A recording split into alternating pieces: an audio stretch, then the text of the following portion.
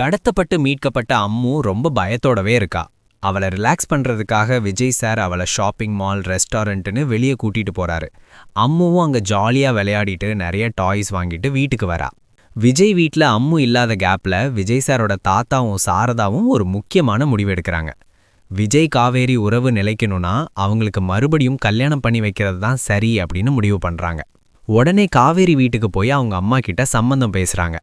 காவேரி அம்மாவுக்கும் இந்த கல்யாணத்துல முழு சம்மதம். காவேரி கிட்ட பேசிட்டு ஒரு நல்ல முடிவா சொல்றேன்னு அவங்க வாக்கு கொடுக்கறாங்க.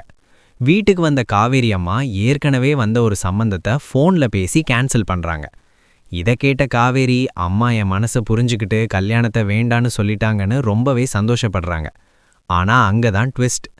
அம்மா காவேரி கிட்ட உனக்கு ஒரு நல்ல சம்பந்தம் வந்திருக்கு, மாப்பிள்ள உனக்கு தெரிஞ்சவர் தான்னு மெல்ல ஆரம்பிக்கிறாங்க. காவேரி குழப்பத்தோட யார் அந்த மாப்பிள்ளைன்னு கேட்க நம்ம விஜய் தம்பி தான் காவேரி அப்படின்னு அம்மா சொல்றாங்க. இதை கேட்டதும் காவேரி அப்படியே அதிர்ச்சியில உறைஞ்சு போறாங்க. பழைய விஷயங்கள் எதுவும் ஞாபகம் இல்லாத காவேரி விஜய மறுபடியும் கல்யாணம் பண்ணிக்க ஒத்துப்பாங்களா? அம்முக்காகவாச்சு இந்த முடிவை எடுப்பாங்களா? இதையெல்லாம் அடுத்தடுத்த எபிசோட்ல தான் பார்க்கணும்.